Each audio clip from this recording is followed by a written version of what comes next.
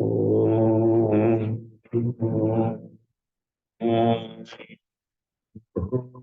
भूर्भुवः स्वः तत्सवितुर्वरेण्यं भर्गो देवस्य धीमहि धियो यो नः प्रचोदयात्। जी प्रणाम। क्रमशः हम लोग अगले स्लॉट पूर्णोपनिषद का चौथा अध्याय चल रहा है। उसमें चौथा अध्याय में 70 मंत्रों तक हम लोग एक विहंगम दृष्टि रखे। आज चौथे अध्याय को समापन करेंगे। कुल 5 अध्याय, तो 5वां अध्याय थोड़ा बृहदाकार है, तो उसको किसी गुप्त नवरात्रि में हम लोग ले लेंगे। तो आज चौथे अध्याय में 71वें मंत्र से लेकर के समापन तक 92 शुरू होता है। तो रिकैप थोड़ा सा जाए। विषय क्या था? निदाघ और रिभु के बीच में गुरु शिष्य के रूप में। देखिए कुछ ऐसे, को थोड़ा कम कर लीजिए, मुझेगा ओ थोड़ा दूरी बढ़ गई। ये ठीक है। इको नहीं आनी चाहिए पूरे डिस्टेंस पर। यहाँ तक आवाज स्पष्ट सुनाई पड़ना चाहिए जो कही जा रही है। तो देखिए कुछ ऐसे भी शिष्य हुए हैं जो गुरुओं को धन्य किया। गुरु धन्य हुआ है ऐसे शिष्य पाकर, जैसे यमाचार्य धन्य हुए नचिकेता को पाकर, रामकृष्ण परमहंस धन्य हुए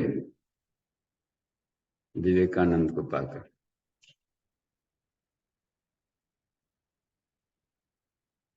तो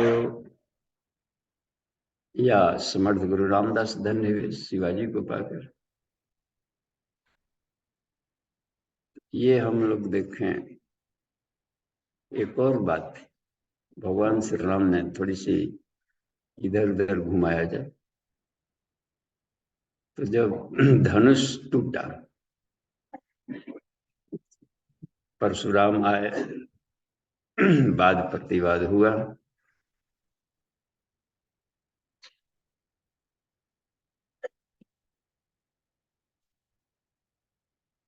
परशुराम ने कहा अंत में कि हे विश्वामित्र, तुम धन्य हो कि तुम राम के गुरु बन गए। तुम धन्य हो।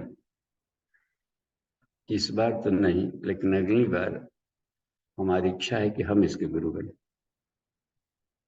तो कहा जाता है कि वही परशुराम वो चिरंजीवी में आते हैं। हनुमानश्च विष्णु परशुराम कृपाचार्य परशुराम भी आते थे। तो मेरू पर्वत पर चले गए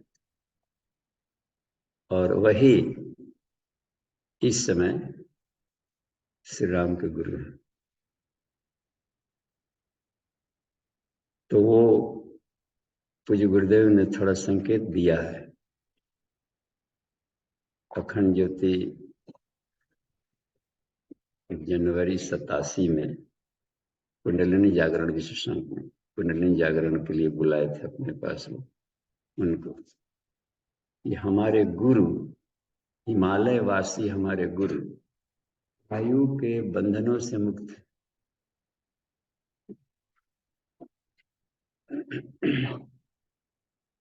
यानी कि आयु होती है पंचकोशों की, पदार्थ से ही बना है, प्राण से। आत्मा तो ऐसे ही मुक्त है। आत्मा के लिए शब्द प्रयोग नहीं किए जाते। मर गया, जी गया, ये सब शरीरों के लिए किए जाते हैं। शरीर में आना, शरीर मर। हम लोग चूंकि शरीर भाव में जीते हैं तो इसी को आत्मा मान लेते हैं। तो मर गया।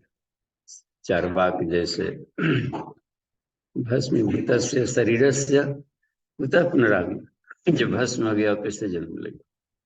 इसका मतलब है कि केवल दृष्टिकोण विज्ञान परक था, पदार्थ परक दृष्टिकोण वाला ही कहेगा। तो ये लोग ऐसे हुए हैं जो कि इस शरीर को भी चिरंजीवी बना ली, 5 कोषों को भी जब तक चाहें स्वेच्छाजीवी जी सकते।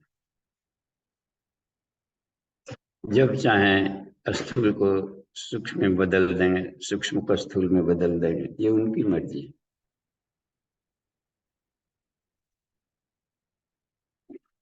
तो वही एरिया तपोवन कहलाता है।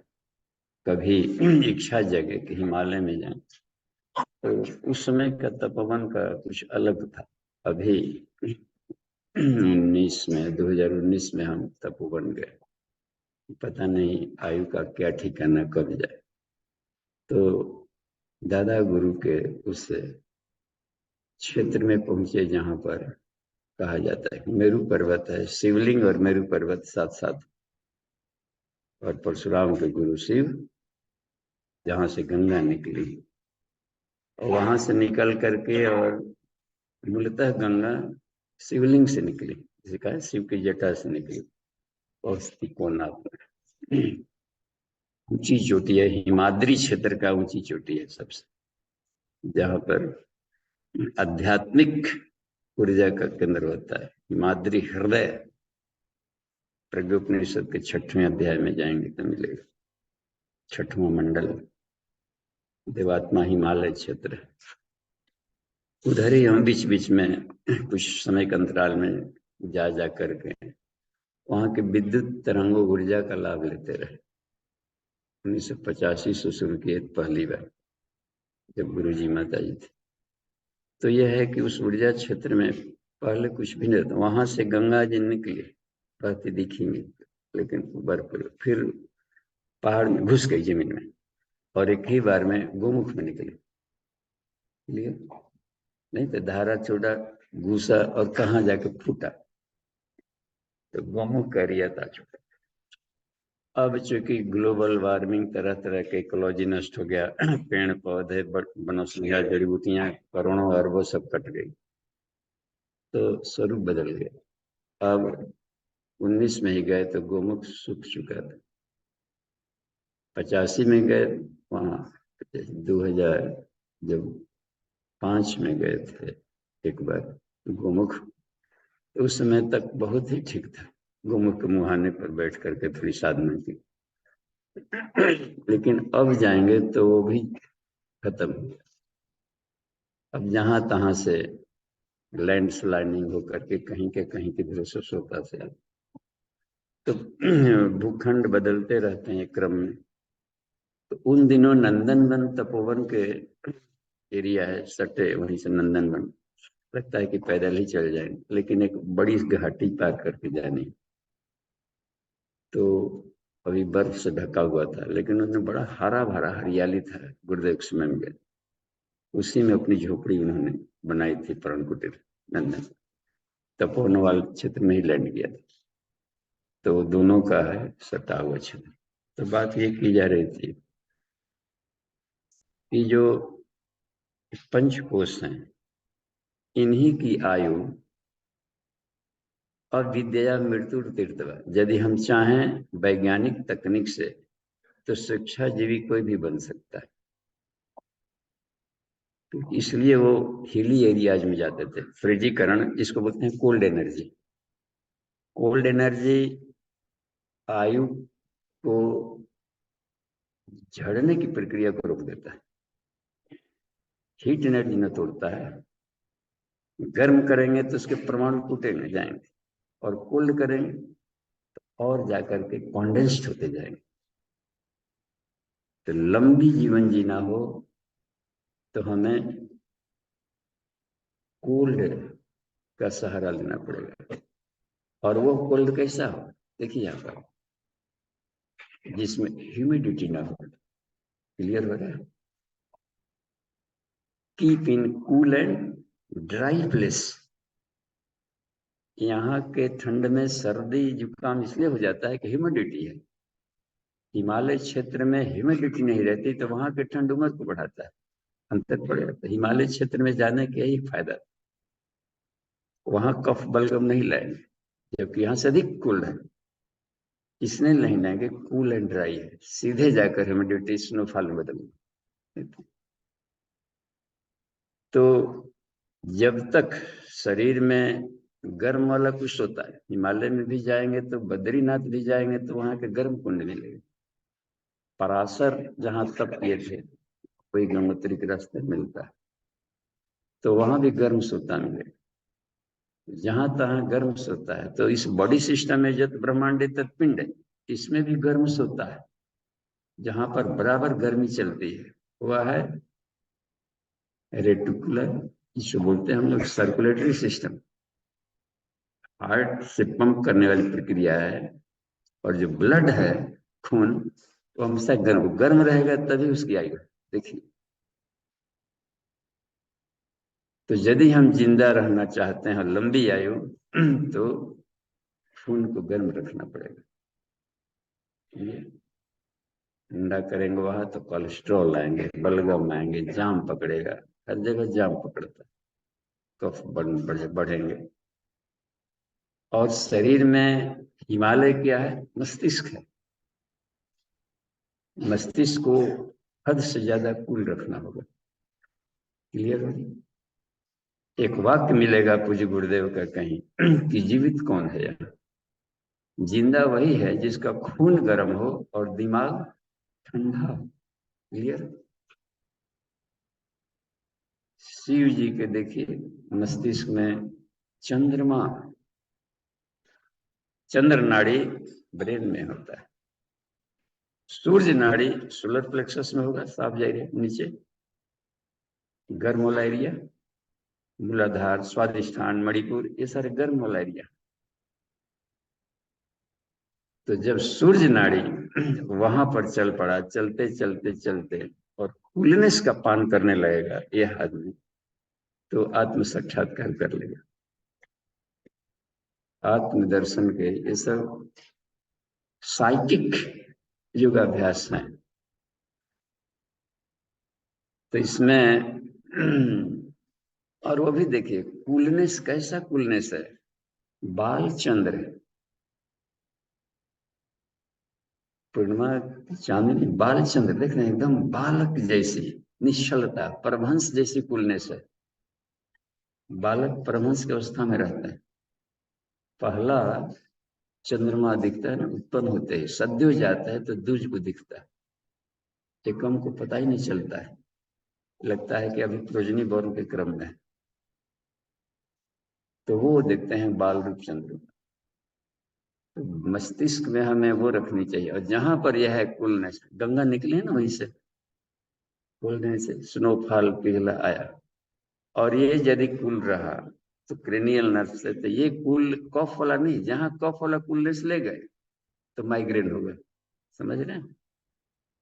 मस्तिष्क में खोपड़ी गर्म है, दर्द है, इसका मतलब है कि कफ वाला ठंडा गया, ह्यूमिडिटी वाला गया। तो साइनस जो है वो एयर फिल्टर्स के काम करते हैं, बराबर म्यूकस निकलता है, और उस एयर फिल्टर्स क्या है, जाम हो जाता है, इसका देखिए नाक जाम हो गया है।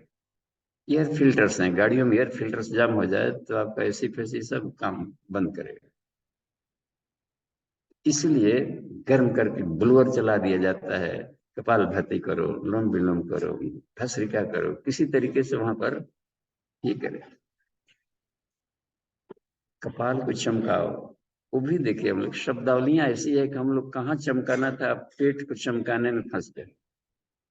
पेट क्यों हिला रहे थे, खोपड़ी साफ करना था, कपाल माने खोपड़ी, भाती माने चमकाओ। तो पेट क्यों हिला रहे थे, पेट इसलिए हिला रहे थे कि हम गहरा एब्डोमिनल रेस्पिरेशन कर रहे थे, पूरा भांति की तरह चला जाता, अधिक से अधिक ब्लोअर खींचा, अधिक से अधिक निकाला, इसलिए पेट की भूमिका चला गई। लेकिन उस प्रक्रिया में कैसा नहीं कि एक्स्ट्रा हार्मोनस निकल गया, आंत को सुखवा दिया। देखिए साइड इफेक्ट आ सकते, यदि भावावेश में अधिक कर लिए आंतें भी सूख जाएगी और आंत्र रोग लाइफ टाइम हो जाएगा, आंतें कमजोर। इसलिए गुरुदेव ने इसको मना किया था इसी टाइप से कि तुमको तो मालूम है नहीं एक बार पंप करना है कि 2 बार करना, काउंटिंग गिना हो गए। हचड़ हचड़ कर करके चापाकल का बोरिंग भी खराब कर देगा, वाशर भी खराब कर देगा, टोला मोहल्ला कभी तो जगा देगा अनावश्यक। धीरे भी खींच सकते हो और धीरे भी पूरा ले जा सकते हो। देखें तो एक ही पंप में 1 लोटा पानी निकाल लेगा। अब एक चापाकल से लोटा भरेगा, हचड़ हचड़ करके वाशर खराब किया। टेक्निक होता है।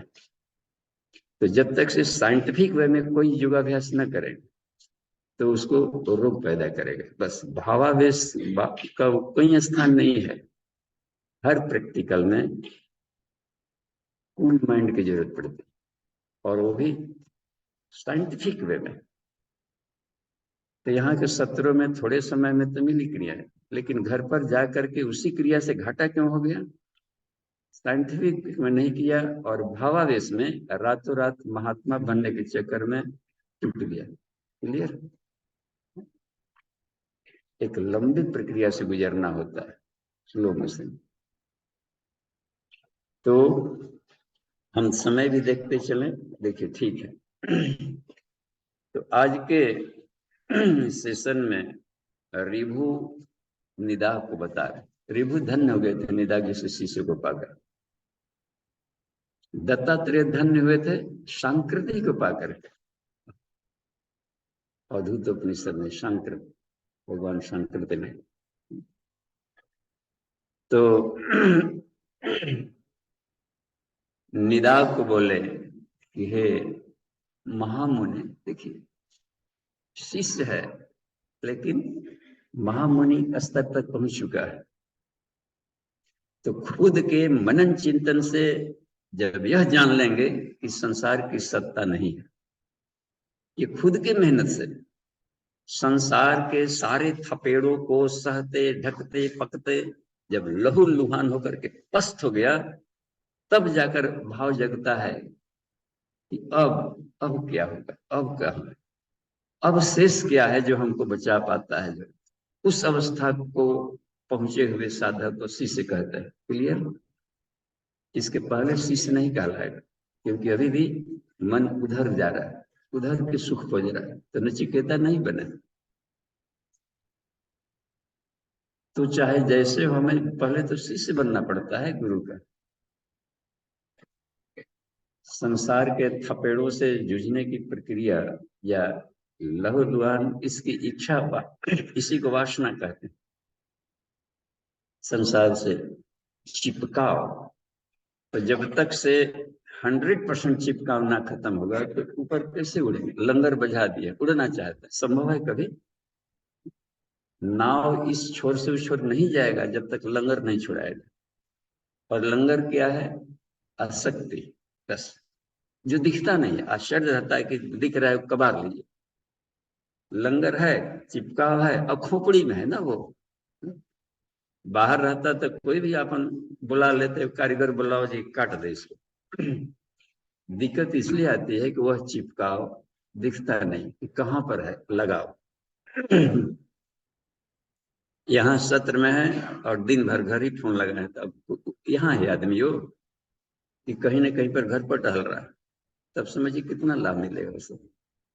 आए हैं आत्मज्ञान पाने और प्रॉब्लम मिलते समय लाते हैं कि उसका नाती नहीं हो रहा है, वो नहीं होता है, ब्याह है नहीं हो रहा है। तो इसके लिए है सेशन। ये लग रहा है गलत दुकान पर आ गए। तो हमें ये देखना चाहिए कि हम कहाँ जा रहे हैं। ऐसे ही आंख बांध करके नहीं दौड़ सकते कहीं, इसलिए समय बर्बाद कर रहा हूँ, किसी का कुछ नहीं होगा लाइफ में। फैक्ट यही है बस। तो जहां भी जाना हो, लाभ लेना हो, तो उसके अनुशासन को फॉलो कर सिस्टम। तो फिर 2 दिन भी रहेंगे तो 2 दिन 2 साल के अधिक बराबर हो जाएगा। ये उद्देश्य पूरा होना चाहिए बस। नहीं हुआ, इसका मतलब है कि उसके गुरु अनुशासन को, गुरु यानी उस सिस्टम के अनुशासन को नहीं फॉलो किया, जिस प्रक्रिया को अपनाने से वो साइंस मिलता है। ये बताए कि हे निदाग, चाहे जैसे भी हो, रोकर धोकर मर मरा करके वासना को हटाना पड़ेगा, जो चिपकाव है संसार से। तो इसके लिए दो प्रकार की साधनाएं बताए कल। एक तो प्राणों के स्पंदन को यौगिक क्रियाओं से रोको, आसन प्राणायाम, बंद मुद्रा, और भी जो यज्ञ है, फास्टिंग, उपवास, तत्व शुद्धि, तपस्या, इन प्रक्रियाओं को अपनाओ। मन से चिपका हुआ है तो जप करो, उधर उधर याद करता है नहीं, तुम ईश्वर ईश्वर को मंत्र जपो, ओम ओम भूर्भुवः स्वः भूर्भुवः से कुछ करो, तो दिमाग में बराबर ये करते रहोगे तो घर वाला याद ना आएगा, क्योंकि ईश्वर को याद करना है, चलते फिरते उठते बैठते। कहा कि पवित्र हो या पवित्र हो, मारो गोली। बाथरूम में बैठे हो कि शौच पर बैठे हो, यदि यहाँ पर राम राम कर रहा था और वहां पर कुछ और करने लगा, रावण रावण रावण रावण, तो वो खींच लेगा, 1 सेकंड में खींच लेता, बहुत बलवान है वो। हाँ, संसार। इसलिए कहा कि पवित्र हो और पवित्र हो, इसका तुम ख्याल ही मत करो, बस। सोहम अस्मिति वृत्ति अखंडा, अखंडा समझ लिए, हर 1 सेकंड, नैनो सेकंड के लिए भी नहीं छोड़ना। तो खोपड़ी में जब उसका स्थान ना मिला तो मन के एक स्वभाव है कि मैग्नेटिज्म बन जाता है, चुंबक है वो, तो परमानेंट फिर मैग्नेट बन जाएगा। 24 घंटे में कितना भुलाए आत्मा को और संसार में कितना भागे, इसी पर रहा कि क्लास में कितना देर रहे और कितना दिन बाजार में घूमा। एक तो बात है कि 2 उपाय करो। पहला, यौगिक क्रिया यानी साधन पाद, यम नियम आसन प्राणायाम प्रत्याहार धारणा ध्यान समाधि, कड़ा लग रहा है अन्नमय प्राणमय मनोमय विज्ञान में आनंद में, इनके जो यौगिक क्रियाएं बताई गई है, इससे क्या होगा, एक वाला पक्ष तुम्हारा पूरा होगा। कौन? प्राणों का स्पंदन तुम इच्छा अनुसार रख सकते हो, क्लियर। और दूसरा है कि जो लगाव था रस वर्जन, वो ज्ञान के द्वारा हटता है। प्राणों का स्पंदन तो जो क्रियाओं से तो कर लेगा, लेकिन जो चिपकाव है आसक्ति वाला, दोनों इंटर रिलेटेड है। प्राणों का भी स्पंदन रोक लेते हैं तो बहुत हद तक उसको इधर भगाव से रोक लोगे, लेकिन वो खत्म तो नहीं हुआ। आसक्ति,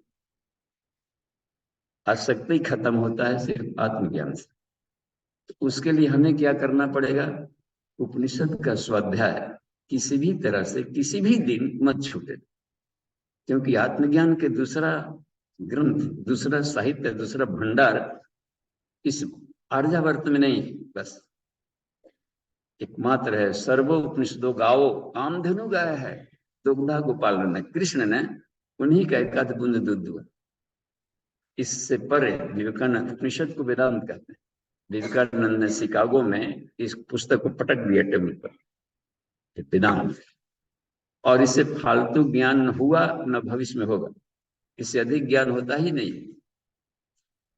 इसका मतलब है कि वह तत्व ज्ञान, आत्मज्ञान, ब्रह्म ज्ञान है सुप्रीमो। तो उसको जब करेंगे तो उसका जो लाइट आएगा तो सत्य को बता दे कि सत्य क्या है। जब सत्य पता चल जाएगा तो असत्य की तरफ मन खुद ही नहीं भागेगा, क्लियर। तो वासना के क्षय का सबसे कारगर होता है उपाय आत्मज्ञान। देखिए, ये जो शब्द है कि विषया विनिवर्तन थे गीता, ये सब इंटर एक ही तत्व को हर जगह कहेगा। चाहे गीता पढ़े तो गीता भी चूंकि उपनिषद है, गीता सुपनिषद सु, हर अध्याय के अंत में लिखा है कि नहीं, गीतोपनिषद।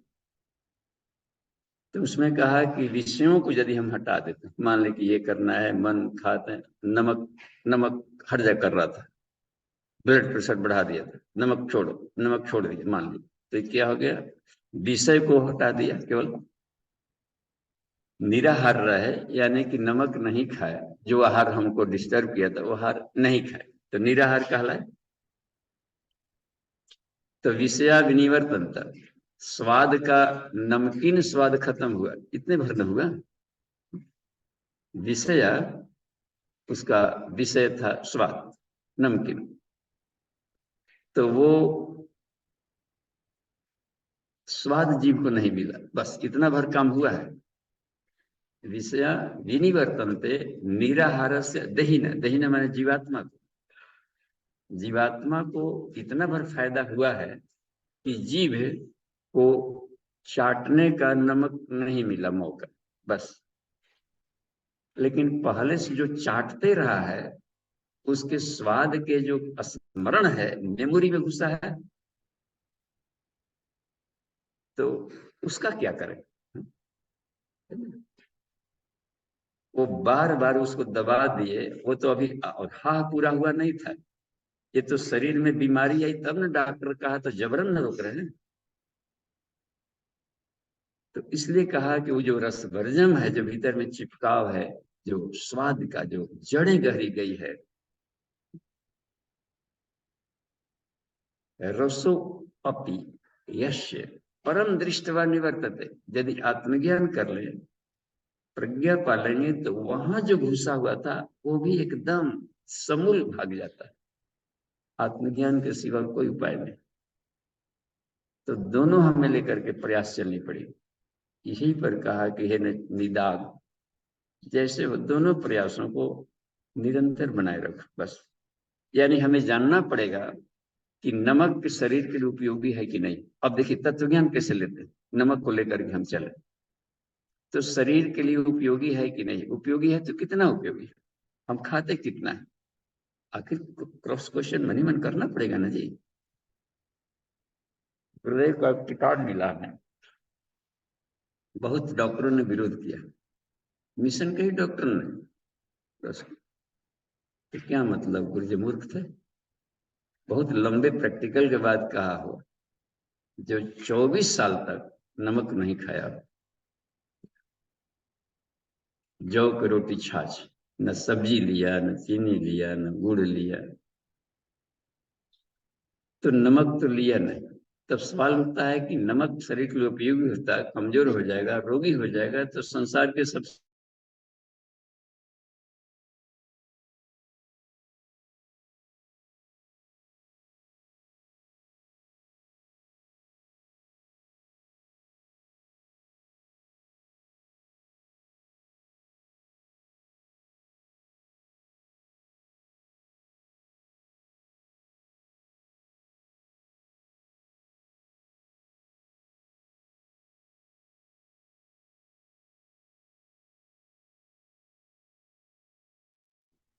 ये जो बात देखिए, ठीक है। तो अब देखिए, तो फिर ये वाक्य फिर मेडिकल साइंस को पचा नहीं। तो जिस नमक की जरूरत है, वो नमक अलग है, जिसे मिनरल साल्ट्स कहा जाता है। Protein, fat, carbohydrate, mineral salts, vitamin and जल, ये 6 घटक है। विज्ञान के ढंग से भी हम देखें, इसमें जो साल्ट शब्द है वो मिनरल साल्ट है, लेकिन साल्ट आवश्यक नहीं कि मिनरल साल्ट सोडियम क्लोराइड ही हो। जो भी हम पदार्थ देखते हैं, इसका मतलब सारे साल्ट हैं, क्योंकि बेसिक रेडिकल एंड एसिक रेडिकल दोनों मिलेंगे तो साल्ट कहलाएंगे। साल्टेड केमिस्ट्री में हम लोग करते रहे। तो गुड़ भी साल्ट है, मीठा साल्ट बोलते हैं ना। नीम, सारे नीम कड़वे नहीं होते, मीठी नीम भी होती है। तो हम लोग कैल्शियम क्लोराइड ले लिया करते हैं, या जो भी मैग्नेट, जो भी एलिमेंट्स हैं धातु के, तो उसके तो साथ है कि कोई ना कोई तत्व बनेंगे। तो गुरुदेव का कहना है कि जिस साल्ट की हमें जरूरत है वो हर भोजन में ऑलरेडी है। ये टमाटर लें, अमरूद लें, नाशपाती लें, लेकिन उसमें मिलते हैं सब। तो साल्ट को हम लोग केवल इसी को साल्ट मान जाते लेते हैं, इसलिए प्रॉब्लम हुआ। ये साल्ट के लिए जरूरी तो है, लेकिन जहां पर ये बात कही गई कि जिसको हम ये ले रहे हैं, तो उसमें हम देखें कि वैज्ञानिक ढंग से यदि भी चलेंगे तब तक से तो तत्व ज्ञान ही हटा पाएगा, समझदारी से छोड़ेंगे तो फिर लाइफ में नहीं आएगा। बस क्लियर हो रहा है ना? तो हे निदाघ, तो वासना का क्षय के लिए तत्व ज्ञान चाहिए तुम्हें, आत्मज्ञान, तत्व ज्ञान, ब्रह्म ज्ञान, इसका अभ्यास बराबर बनाए रखो। कब होगा इसकी कोई तारीख डेट नहीं है। पतंजलि ने भी कोई लिमिट डेट नहीं दिया है, 2 महीना 3 महीना। एक वाक्य कहा है, सतु दीर्घ काल, दीर्घ शब्द का प्रयोग कर दिया, सतु दीर्घ काल नैरंतर्य सत्कारा सेवित, बिना बोर हुए निरंतर करते रहे। सेवरी टाइम नहीं गिन रही थी कि युग बदल गया, क्या हो गया, 4 साल गिना। निरंतर प्रतिदिन अपना युग अभ्यास निष्काम भाव से करती रही, और यही निरंतरता एक ऐसा चुंबकत्व पैदा किया कि राम के चरण स्वतः ही खिंचा के जा रहे थे। खुद आश्चर्य कर रहे कि पता नहीं क्यों हम इधर जा रहे हैं, और वहां पहुंचे।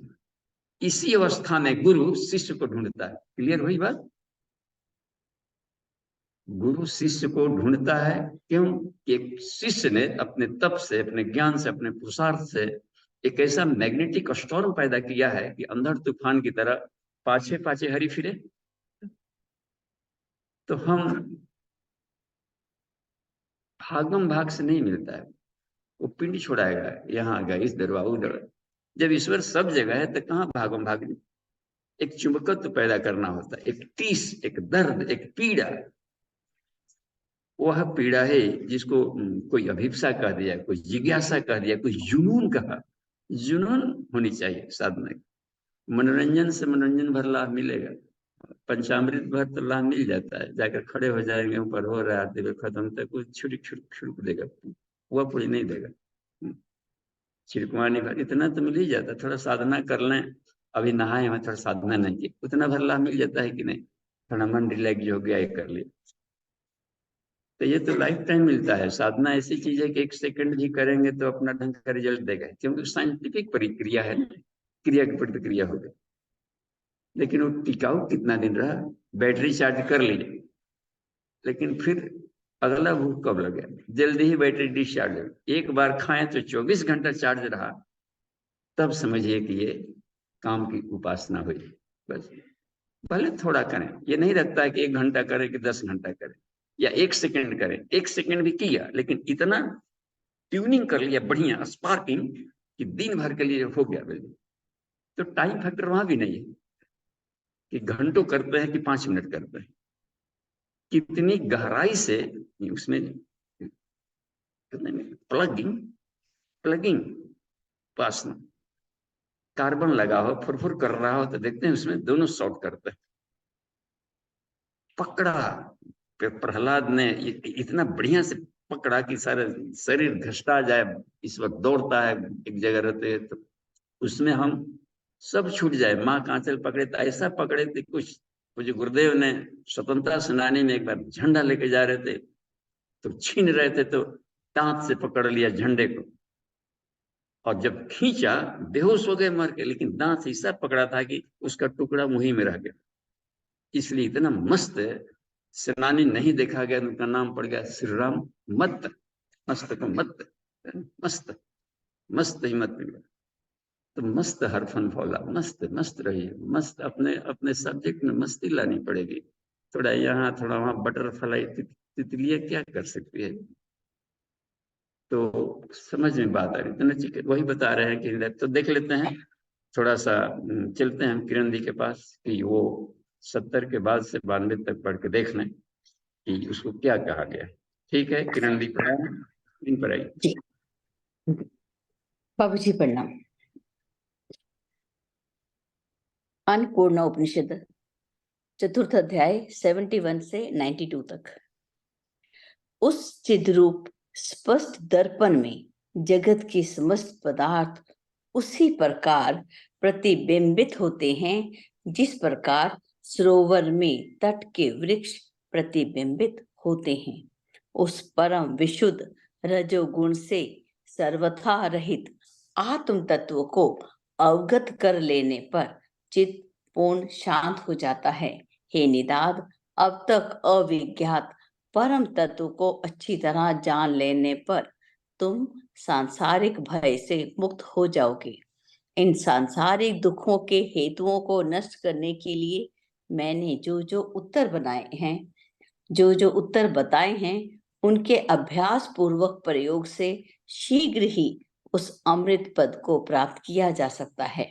हे तत्व को समझ लेने वाले निधान, यदि बलपूर्वक प्रयत्न एवं पुरुषार्थ के द्वारा वासना का परित्याग करके उस सामान्य एक रूप सत्ता के पद में क्षण भर भी अपनी अक्षय स्थिति स्थापित कर लोगे, तो तुम उसी क्षण उस श्रेष्ठ पद को प्राप्त कर लोगे।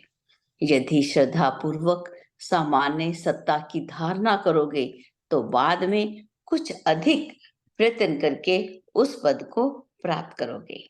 हे निधाद, यदि निरंतर संवित तत्व में ध्यान करते रहोगे, तो तदंतर अधिक प्रयत्न करते हुए उस उच्च पद को प्राप्त कर सकोगे। यदि वासना के परित्याग का प्रयत्न करते रहो तो अच्छा है, क्योंकि जब तक मन का विलय नहीं होगा, तब तक वासना का क्षय नहीं हो सकता। जब तक वासना का क्षय नहीं होता, तब तक चित्त शांत नहीं होता। जब तक तत्व का विशेष ज्ञान नहीं होता, तब तक चित्त का उपशम भी नहीं हो सकता। जब तक चित्त का शमन नहीं होता, तब तक तत्व का ज्ञान भी संभव नहीं है। जब तक वासना का पूर्णतः नाश नहीं होता, तब तक तत्व ज्ञान की उपलब्धि कहाँ संभव है। जब तक तत्व की उपलब्धि नहीं होती, तब तक वासना क्षय भी संभव नहीं है।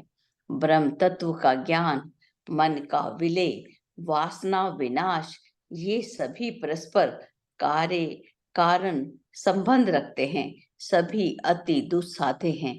अतः हे निधाद, भोग इच्छा का दूर से ही परित्याग कर उक्त तीनों बातों का अभ्यास करो, आचरण करो। वासना क्षय, तत्व ज्ञान और मन का नाश, ये चिरकाल तक एक साथ अभ्यास करते करते ही सफलता प्रदान करते हैं। हे महामते, उपरयुक्त इन तीनों का निरंतर एक साथ अभ्यास करने पर ही हृदय की मजबूत गांठें पूरी तरह से खुल जाती हैं। जैसे कि विष तंतु के काट देने पर कमल के सभी अंग नष्ट हो जाते हैं, वासना के सम्यक परित्याग के समान ही प्राण वायु का स्तंभन भी महत्वपूर्ण है। अतः प्राण वायु का समाहार भी आवश्यक है, ऐसा तत्ववेताओं का मत है। प्राण संबंधन के निरोध से एवं वासना के पूर्ण त्याग से चित्त अचित हो जाता है। अतः जैसा चाहो वैसा ही करो। गुरु द्वारा बताई हुई युक्ति से तथा प्राणायाम के दृढ़ अभ्यास से, आसनों के अभ्यास से तथा युक्त आहार विहार के अभ्यास योग से प्राण स्पंदन का निरोध होता है।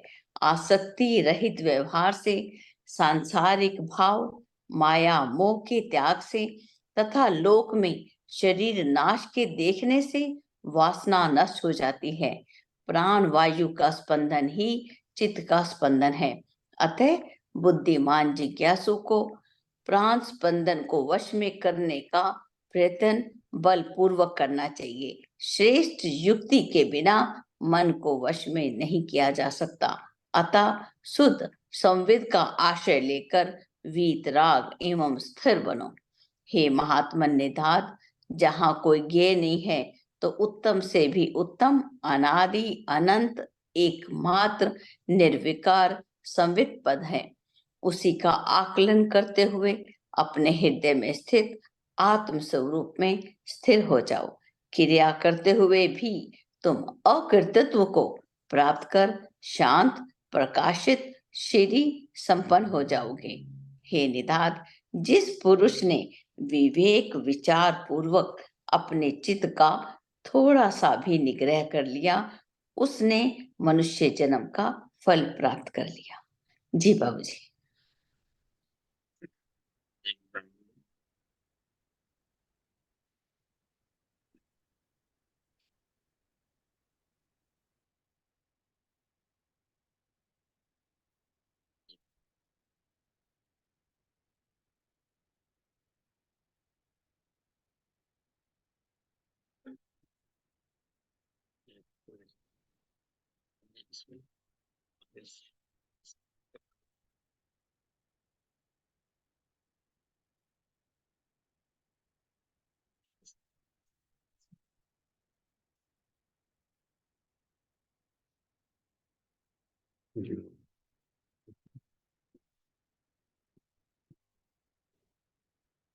ठीक है, धन्यवाद।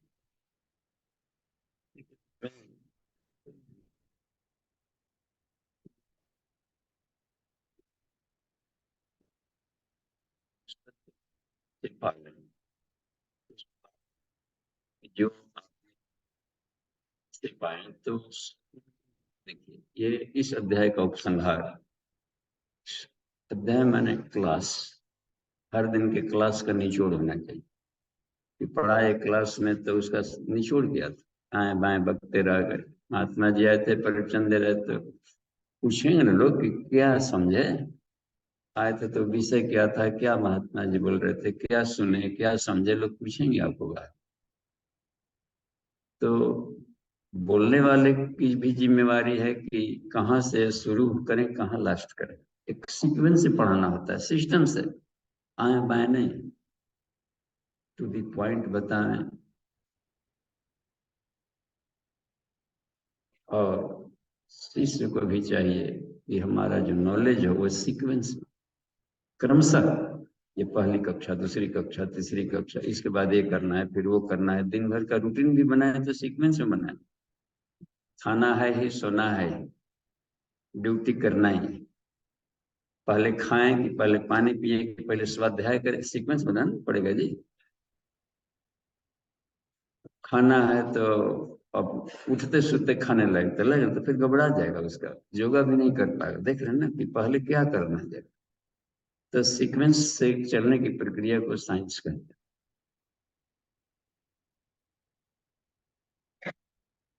Systematic knowledge. तो यहाँ पर बताते हैं कि हे निराग, गुरु द्वारा बताए हुए मार्ग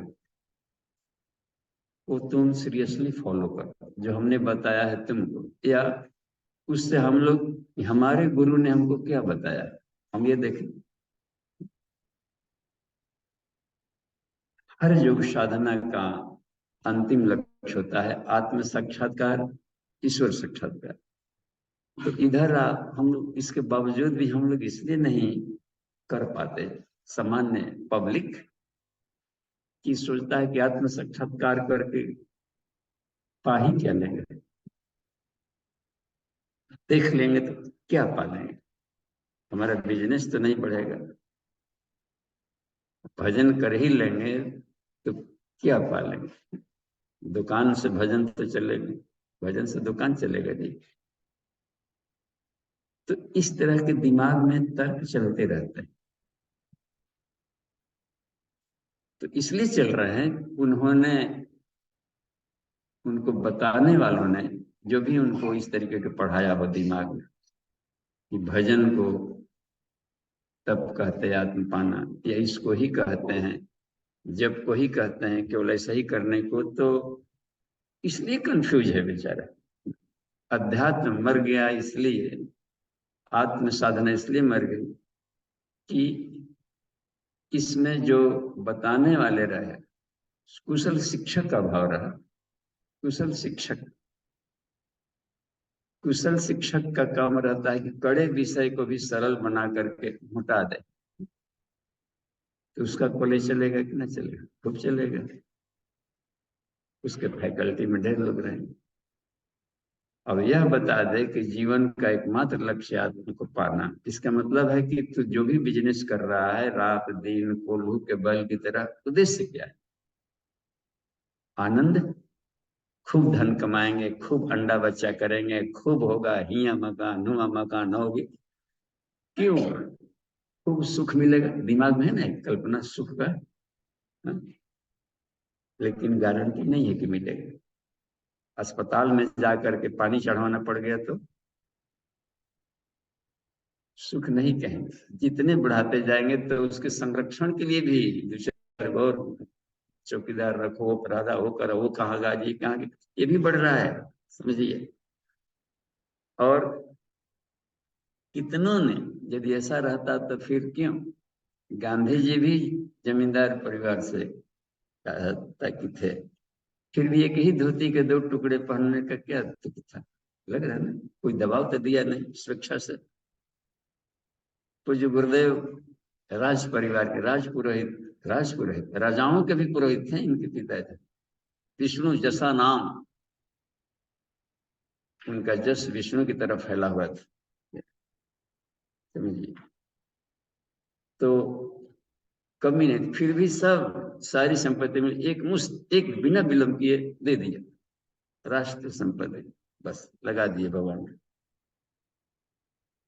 तो इतनी तो मूर्ख जैसे तो नहीं थे कहीं, लग रहा है ना। विवेकानंद को हम जो सामान्य भाषा में है तो जरूर कहेंगे कि भगेड़ू निकला, भगवान बुद्ध को भगेड़ू कहने वाले बहुत मिल जाएंगे। घाटा क्या हुआ? भगवान कहलाया। छोड़ता नहीं है आदमी, सारा संसार उसका परिवार बन गया। ऐसे केवल एक ही अन्न बच्चा का पिता कहलाता, विश्व पिता नहीं बन पाता।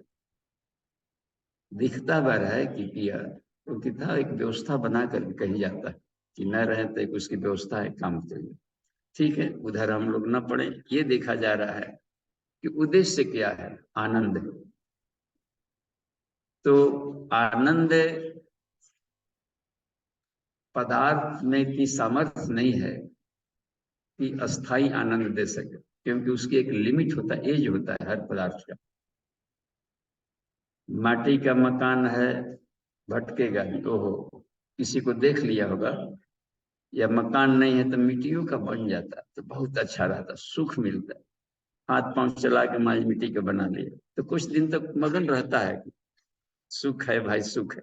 जहां गलती से पक्का मकान वालों के गली से गुजरेगा, दुख खरीद के आ जाता, खरीद लिया दुख रास्ते में, खोपड़ी में, ओहो, पक्का बनाएंगे तब सुख मिलेगा। तरह हो, हर साल पुचारा करना, पाली पाली पना पुतना, उसमें आ जाता है नींद। किसी तरीके से फिर माथा पची कर करा करके जीवन खपाते जा, देखिए। और पक्का का मान के बना ही लिया तो बन गया जिसका एक फ्लोर, और चला जाएगा शहरों में मल्टी स्टोरी देखता है, फिर खरीद के दिखा गया, ओह एक मंजिले था, अब 2 मंजिला 3 मंजिला कर रहा है। मैं दिमाग का टीला अपना, ये है ये वह बन रहा है। ठीक है, बहुमंजिली भी बना ली, कुछ दिन तक बहुत सुकून फील होता है। फॉर द टाइम भी संयोग से प्रकृति ही बड़ा, ईश्वर की बड़ी इतनी बढ़िया व्यवस्था है आत्मज्ञान देने की, उसको कहीं बड़े शहरों में ले जा देगी, किसी बड़े पार्टी वालों में घुसा देगी, जो वहां सब आए रहेंगे एक से एक सेठ साहूकार, उसके सामने ये लगे कि हम बहुत ही भतिया है, बातचीत भी करते रहते हैं अगल बगल में कि हमको जाना है, पुणे जाना है, और शिमला से नहीं भी जाए, वहां कहाँ ठहरेंगे, वहां भी है ना फ्लैट हमारा एक। उसके बाद कहाँ पर जाएंगे, फिर सोचते हैं कि थोड़ा सा शिकागो से घूमे, वहां क्या करना, ठहरिएगा कहाँ, अरे वहां भी फ्लैट रख ले। अब एक दुख खरीद लिया, हमारा एक ही शहर में है, हे भगवान। वहां जाएंगे तो बड़ी परेशानी है, अपना घर अब लग गया, हिया हुआ हुआ करते करते लाइफ देखिए ढहते जा रहे बेचारा का, सुख की तलाश में। और भी कर लिया सारा, बना भी लिया, इंद्र भी बन जाएंगे तो इंद्रों की जब सभा होती है तो वहां पर वो अपना कुर्सी ढूंढ रहा था कि हमारा कहाँ कुर्सी है। अनंता, जब रावण जैसे धनी आदमी को संतोष नहीं हुआ, धन पर प्रयोग किया है बहुतों ने, सिकंदर ने किया है, रावण ने भी, लेकिन हार नहीं पूरा हुआ। सेक्स को विषय देंगे तो हाँ बढ़ता है, घटता नहीं है। बस आग में घी डालेंगे तो लपटें शांत नहीं होगी, लपटें उठेगी। तो शांति करने का कोई और उपाय था, हम उसका हा को बढ़ाते गए।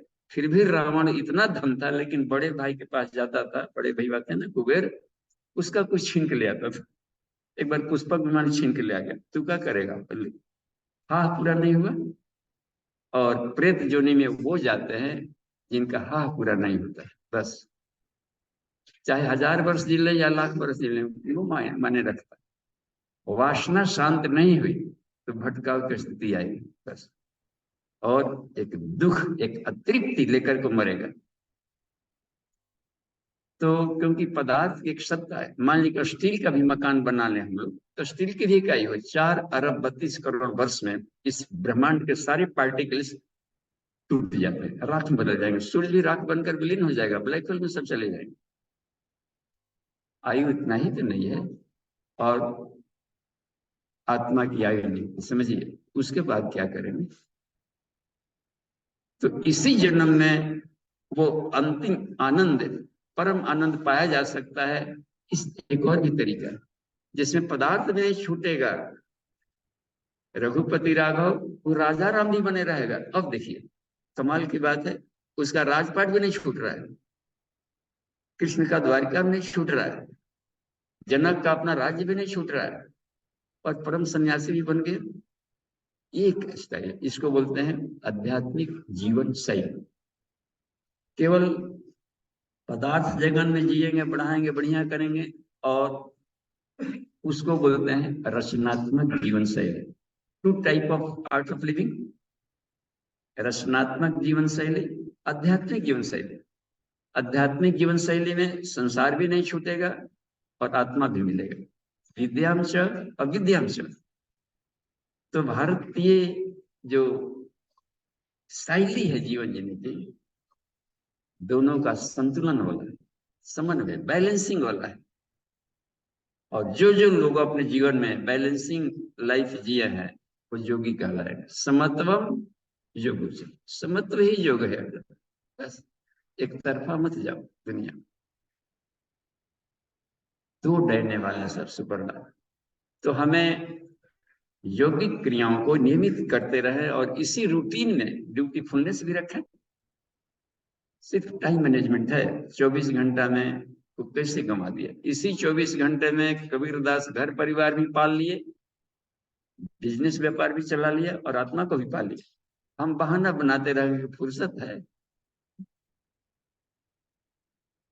एक आदमी सज्जन मिले थे हमसे वहीं नहर पर, एक दिन कहा कि चलिए यहाँ पर थोड़ा से आश्रम में चलते हैं, कुछ थोड़ा पानी वगैरह पी लेंगे। उनका उत्तर था कि अभी हमारा उम्र नहीं है आश्रम में जाने का। तो हो गया भाई, ये उत्तर था। हम बहुत संतुष्ट हैं अपने जीवन से। उनके शिक्षक ने ये भी नहीं बताया कि गृहस्थ भी एक आश्रम है, और आश्रम शब्द से डर लग रहा है, लोग हर चीज से डर रहे हैं, अध्यात्म से डर लग रहा है। किसी बच्चे को गीता पढ़ते गार्डियन देख ले तो उसका उसका दिमाग अलग नींद हराम हो जाती है। जो वाशिष्ठ पढ़ रहा है, बाप रे, ये तो पता नहीं भाग जाएगा, उड़ जाएगा कहीं, साधु बन जाएगा, ऐसा डर है। तो क्या बने, चोर बने? सवाल उठता है ना। बने तो साधु ही नहीं बनेगा जी, संत। तो इसमें एक रह गई कि जहां भी रहेगा वो भागेगा नहीं। जो वैज्ञानिक अध्यात्म है वो भगाता नहीं है, कर्मयोगी बनाएगा, सिस्टम को सुधारेगा, और इनसे बेटर जी के दिखाएगा। कम अधिक संसाधन में तो कोई जी लेगा, कम से कम में बढ़िया से बढ़िया लाइफ जीना आध्यात्मिक जीवन शैली है ना। वाह, न्यूनतम में अधिकतम आनंद लिया जाए। आशुतोष शिव जी बन जाएंगे, तब तभी महादेव बनेगा। श्मशान घाट में कौन से मिले, तो कुछ भी न खोमचा वाला न कुछ भी, दुकान ही नहीं होता उधर, आदमी जाते नहीं। हाँ मगन है शिव, वाह, हर फन मोहल्ला है। वहां भी आ रहा है तो कोई चिंता नहीं, ठीक है, हमको जानना है, हमारे जाते। तो एक होता है हर फन मौलापन। तो समय हो गया, तो प्रश्नोत्तरी हम लोग चाहेंगे। इसमें से क्या समझ में नहीं आ रहा? अहरा स्वाध्याय कहा ना, निरंतर स्वाध्याय करें। तो स्वाध्याय पक्ष कमजोर पड़ रहा है कि क्या पड़ रहा है, तो अब प्रैक्टिकल है रह गया। अब देखिए प्रैक्टिकल, तो वासना के क्षय के प्रैक्टिकल अलग होता है। जो मनोमय कोष में से थोड़ा शुरू कर दिया गया तन्मात्रा, इसलिए जो तंत्र तंत्र साधनाएं हैं, तंत्राचार, यानी आत्मा को पाने को तंत्र, बॉडी सिस्टम को पार करते आत्मा को कैसे पावे, इसको हम तंत्राचार बोले। अन्नमय कोश एक तंत्र हुआ, सिस्टम, बॉडी, प्राणमय, ये सारे सब तंत्र कहलाते हैं। सारा संसार अपरा प्रकृति एक तंत्र है, एक नियम व्यवस्था में चलने वाली है, मैटर्स की है। इसको या तो मशीन से भी चलाया जा सकता है या फिर आत्मशक्ति से भी इसको नियंत्रण किया जा सकता है। तो दवाइयों पर जी लेना अलग बात है, लेकिन आसन प्राणायाम बंद मुद्रा बिना दवाई खाए लाइफ टाइम निरोग रहना, ये भी एक बल्ले बल्ले है। अब गरीब आदमी कहाँ से दवाई का पैसा लगे, तो ऐसा क्यों नहीं सिखा दें कि वो लाइफ टाइम कभी रोगी ही ना हो। तो समझिए कितना लाखों लाख बचा लिया अपने को रोगी ना होने देने से। चाहे हर कोई ईश्वर निष्पक्ष न्यायकारी, तो अपने हाथ में है, मुट्ठी में बस। तो इस शैली को बताने वाला शिक्षक का भाव, तो ये इसको कहते हैं तंत्र साधना। यानी पंचकोशी साधना इस पृथ्वी की सबसे बड़ी परिष्कृत रिफाइंड तंत्र साधना, जिसका कोई साइड इफेक्ट नहीं है और आत्मशक्ति से सत्य को पाले। तो तंत्राचार में देखें 7 आचार है। पहला था वेदाचार, ब्रह्म ज्ञान को पाना, उसके वेदों के ज्ञान को पहचाना, उसको ब्रह्माचार कर सकते, वेदाचार यानी ब्रह्माचार। दूसरा था वैष्णवाचार, विष्णु, धन समृद्धि और उनके गुणों को अपने भीतर ले आना, ज्ञान भी बढ़ा लिया है, स्टूडेंट लाइफ, गृहस्थ आश्रम भी आ गया विष्णु वाला, पोषण, व्यवस्था, धन दौलत समृद्धि। शैवाचार भी अब आ रहा है, देख रहे हैं, लोक कल्याण के लिए बन रहा है, रिटायरमेंट के बाद का भी जीवन या लोक कल्याण परक जो अपना सोशल बॉडी डेवलप करना, बस सोशोलॉजी। तो इसमें भी अपनी मान ली कर लिया बात, अब जाकर के आगे की बात है। लेकिन ये सारे पाश्विक आचार है, बंधनकारी है, सिस्टम को संवारने में लगे थे, और सिस्टम अस्थाई नहीं है, परिवर्तनशील है। कल तक ये गाड़ियां नहीं थी, जहाज नहीं थे और ये मोबाइल वगैरह नहीं था, परदादा वगैरह के एज का देखे, ये तो हम लोग के एज में ही देखने को मिला क्या क्या परिवर्तन। एक रेडियो मिला था हमारे गांव में, पहली बार आ गया था, चाचा जी वगैरह को मिला था दहेज वहेज में, रेडियो संपन्न गांव में पहली बार आया, उसमें से आवाज निकलता था। तो इस गांव उस गांव के लोग आते थे, हम देख रहे थे कि दलान पर बड़ा था, उसमें सब आकर के आदमी बोल रहा है, इसमें से ढोलक भी बजा रहा है, इसमें इसमें कितना छोटा छोटा ढोलक रखा होगा, रेडिएशन पटना वटना सब लग जाता था यहाँ का लोग। तो ये बात थी कौतूहल, बड़ा बड़ा दूर की बातें सूचना, कहाँ संजय को दिव्य दृष्टि देना पड़ा था कि तू यहाँ बैठे पूरा महाभारत देखेगा। आज हर कोई संजय है कि ना, एक छोटा सा मोबाइल में कहाँ का कमेंट्री कहाँ देख रहा है। विश्वास होता था कि कितना तेजी से परिवर्तन चल रहा है। श्मशान घाट में जो सोया पड़ा होगा आज से 400 वर्ष पहले जगा दें तो कहेगा कि अरे गजब, हमको तो महास्वर्ग में ला दिया। सुख कहाँ है, अब देखिए, इससे अधिक कहीं सुख में था वो, बात आई ना, आनंद। तो सुविधाएं सुख सुविधा देगी, शांति नहीं दे पाती। आनंद को पहुंचाने के लिए एक अलग चीज होता है, तब वो आत्मज्ञान ही जब ही है तो। और आत्मा के भीतर अथाह आनंद है, और भीतर ही भीतर है, भीतर ढूंढना पड़ रहा है। तो उसी जीवन शैली में आनंद पाया जा सकता। तो पूज्य गुरुदेव एक वैज्ञानिक आध्यात्मिक है, कह रहे कि संसार छोड़ना ही नहीं, एक घर परिवार छोड़ना ही नहीं है, इसमें रचे बचे बाल बच्चा उत्पन्न बिजनेस व्यवसाय करते हुए भी तुम परम पद पालोगे, जो कि ऋषि मुनि पाते थे। कितनी कमाल की बात है जी। लग रहा है ना कि आज के युग के आज का मनुष्य, और कोई भी वेशभूषा अध्यात्म से इसको नहीं लेना देना। अध्यात्म को लेना देना वेशभूषा से नहीं, चरित्र, चिंतन और व्यवहार, यही 3 ऐसे आधार हैं जो कि धार्मिकता के आधार। बस ईश्वर नहीं पूछेगा कि तुम्हारा कालीन कितना बढ़िया उड़ा था, कोट कितने का था, ये कितने का था। विवस्त्र आया है, विवस्त्र जाएगा। लेकिन एक बात कमाल की बात है, आया भी था तो इस पंच तत्वों के लबादा के सिवा कोई कृत्रिम वस्त्र नहीं जाएगा भी तो पहना भी होगा। यदि पहनते मरे गाय हो तो लक्षण लगता है, लक्षण लग गया तो पौधा सहित मर गया। अब ना जाने कितना चंद्रायण तब कर रहा है उसके लिए। तो हमें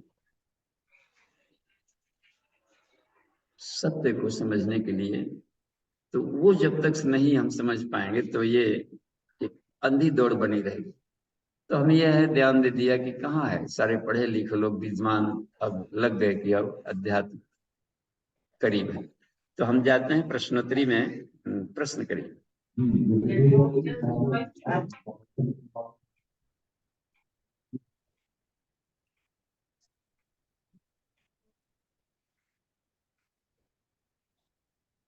हैंड रेज है किनको?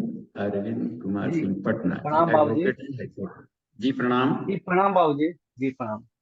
ये हाँ ठीक है ये बाबूजी, आत्मा अमर है, आत्मा न मरता है न कोई मार सकता है। तो मृतक आत्मा गरुड़ पुराण में जो है, जो प्रताड़ित होता है होते हुए और जमाचार ले जाते हैं, वो कौन प्रताड़ित होता है और दुख सहता है? हाँ, देखिए एडवोकेट है हाईकोर्ट पटना में। तो सर जी का ये कहना है कि आत्मा मरती नहीं है ना, न जायते मृतेवा कदाचित, न कभी जन्म ही लेती है न मरती। तो और भी देखिए, न हन्य माने, न हन्यते, हन्य माने शरीर। इसका मतलब होता है कि शरीर नष्ट होता है, वो नष्ट नहीं होता है। इसी वाक्य में देखिए, न हन्यते वो नहीं मरता है, हन्य माने शरीर है, यानी शरीर ही नष्ट होता है। ठीक। तो वकील साहब इसमें ऐसी बात है कि जिसको यमाचार्य प्रताड़ित करते हैं, नरक में जाइए, आग में खौलाया जाएगा, कड़ाह में खौलाएगा, ये सब सुनते हैं ना, गरुड़ पुराण में सब दिया गया है। मांस को लोथड़े टंगे हुए है, पीठ मवाद की नदी है, घड़ियाल उसमें काट खाएंगे। तो ये सारी सिस्टम बनाए बताई जाती है शरीर को बैतरणी पार करना है ना। तो बैतरणी नाम की नदी कहीं नहीं है, शरीर को ही बैतरणी कहा गया। यही मल मूत्र मवाद की नदी है, देख रहे हैं सामने। और इसमें से हर जीवात्मा को इसी से तैर करके जाना है, बैतरणी पार करना है शरीर को, क्योंकि शरीर की यात्राएं होती। तो इसमें भी तरह तरह के, यदि फिजिकली हम अपने आप की साधना नहीं करेंगे तो शरीर में वैरायटी वैरायटी के रोग होंगे, दुख होंगे। यही सब है। कोई किसी को एसिडिटी हो गया है तो कड़ा में जल नहीं होता है, भीतर में बड़ा जलन हो रहा है, ये हो रहा है, ये सारे नारकीय कष्ट हैं। इसी बॉडी सिस्टम की जानकारी दी गई है। और भीतर में जो यमाचार्य है उसका एक नाम है चित्रगुप्त। ओम चित्रगुप्ताय नमः, तर्पण में आता है ना जी, धर्मराजाय नमः, ओम ब्रिकोदराय नमः, ओम मृत्यवे नमः।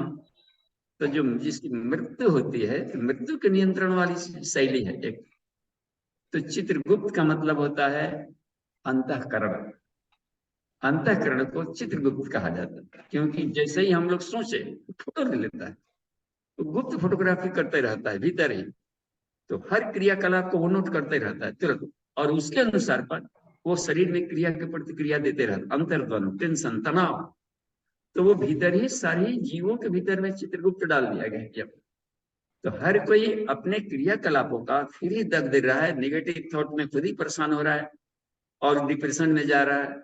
इसी को नरक कह दिया गया वकील साहब सिस्टम में। और इसी को प्रताड़ित कर रहा है। और सूक्ष्म शरीर, जैसे मान लीजिए मेंटल, मानसिक रोग है, टेंशन, तनाव, हेलुसिनेशन, एग्रेसिव मूड, या अपराध प्रवृत्ति होता है जी, चटपटापन, ये सब एक डर, डर, भय, ये तो दिखता तो नहीं है। तो जिस शरीर में है दिखता नहीं है, उसको प्रताड़ित करता है। वो जाता है ऊपर में अन्न में, जो bioplasmic body, astral body, cosmic body, इस बॉडी की जर्नी चलती है जीवात्मा की, इस बॉडी के साथ आता है। इसके भीतर में रहने वाला देही तो मरा नहीं, लेकिन एक बाहर का बॉडी फिजिकल गिर गया, लेकिन बाहर की जो पांचों बॉडी का जो उसके जो प्लाज्मिक स्टेट है वो निकल करके जाता है, उसको जीवात्मा ही कहते हैं। वो भी जीव कहलाता है। इस योनि से उस योनि की भटक, इस कपड़ा को छोड़ा दूसरा कपड़ा, दूसरा मकान के लिए निकल पड़ा। तो इसके भीतर में जो चलता, जिसको कहा जाता है दैहिक कष्ट, दैहिक, और जो प्राकृतिक प्रकोप होते हैं उनको कहते हैं दैविक कष्ट। और भौतिक कष्ट, कहीं ठोकर लग गया, एक्सीडेंट हो गया, वो गया, तो इसके चलते जो प्रॉब्लम आएंगे, क्लियर। तो जो दैहिक कष्ट है, यानी अन्नमय, प्राणमय, मनोमय, विज्ञान में, आनंद में, कोषों के कचड़े के चलते कोई रोग हो रहा हो, तो ये खुद का जनरेटर है, बस ये खुद के पैदा किए गए हैं। और इसी तरीके से जो अंतःकरण जो उसको कष्ट दे रहा है, तो वही यमराज, अंतःकरण, चित्रगुप्त, उसकी एक ऑटो सिस्टम से आदमी को कष्ट देता है। ओके जी प्रणाम बाबू। जी प्रणाम बाबू। जी प्रणाम। हाँ जी प्रणाम मुकेश साहब, ठीक है, धन्यवाद। जी प्रणाम।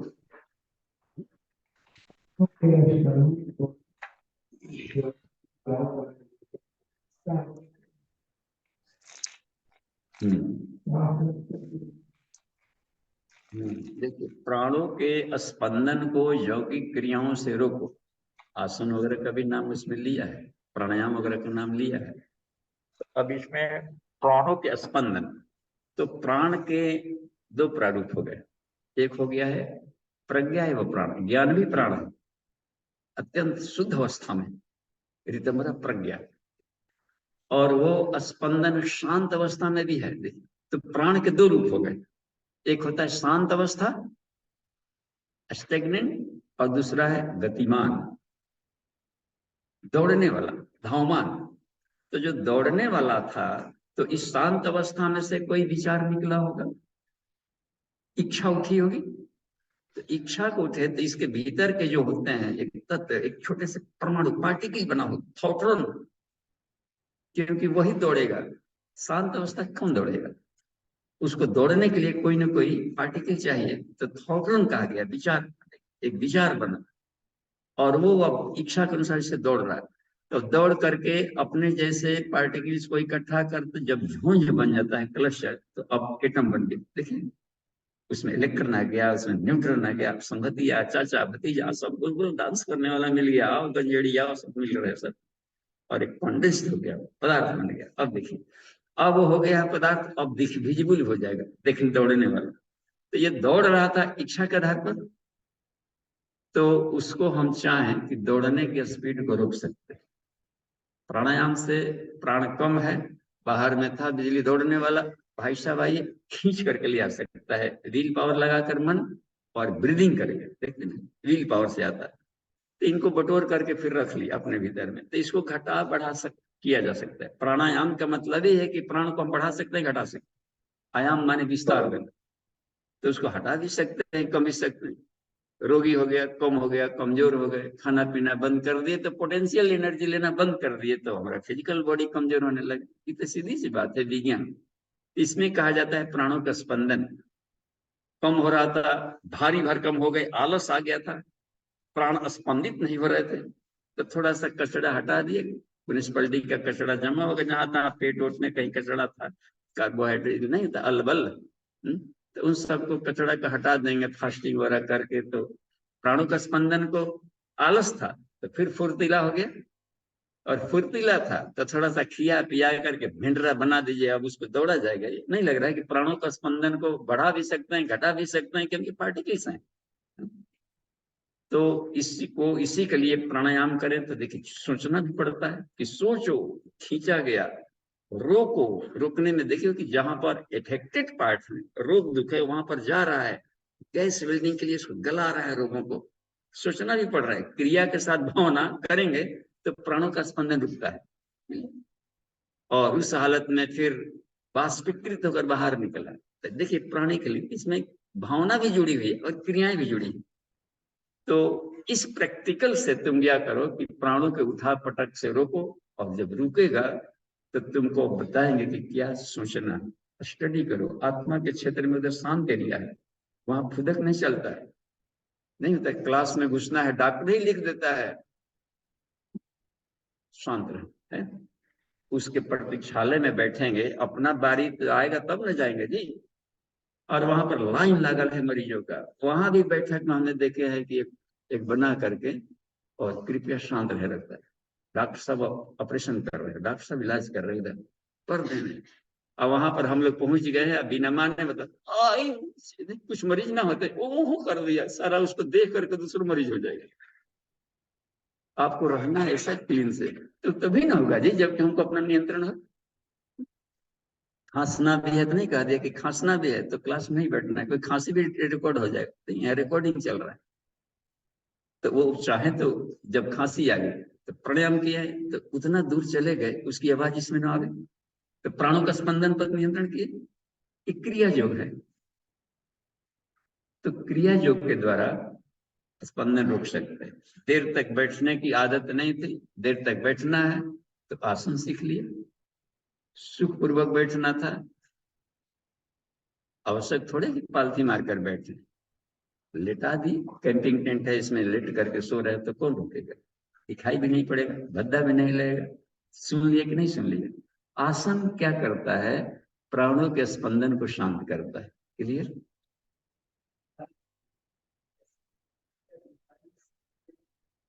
हाँ, विचार शांत का मतलब होता है जो इधर दौड़ रहा था लक्ष्य पर दौड़े, इसी को कहते हैं शांत। यानी अशांत वाले क्षेत्र में जा रहा था, अब शांत वाले क्षेत्र में जा रहा है तो शांत मन कहेंगे। क्लियर?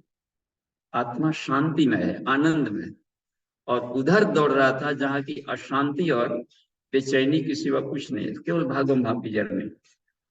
वहां दौड़ना नहीं रुकेगा, उसका काम ही दौड़ना।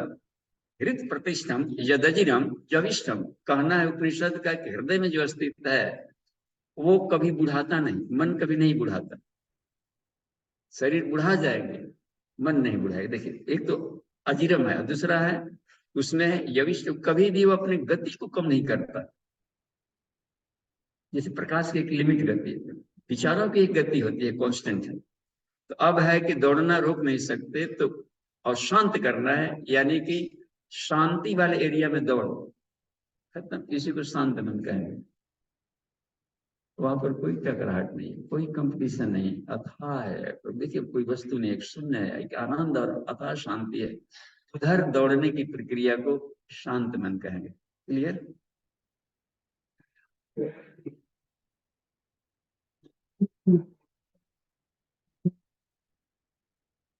हाँ, क्योंकि आत्मा के बारे में कॉन्सेप्ट वही देता है, बाकी ग्रंथों में आत्मा नाम का कंसेप्ट नहीं है। वो केवल पदार्थ जगत से खेलने को तरीका बताए। इसलिए सांख्य दर्शन को कुछ लोगों ने उसको कह दिया, अनिश्वरवाद कह दिया, लेकिन अनिश्वरवाद है नहीं। वो उसमें लिख दिया है कि वो संसार में रहते हुए तो संसार में जीवन जीने की कई शैली बताया, बस इतना भर दिया, क्योंकि ये तुमको कष्ट देगा, और कष्ट पूर्व जीवन जीने को मोक्ष कहता है। उन्होंने अपने देखे, उनकी अलग एक मस्ती है। आनंद में जीवन जीने को ही मोक्ष कहते हैं। कमाल की बात है कि नहीं जी?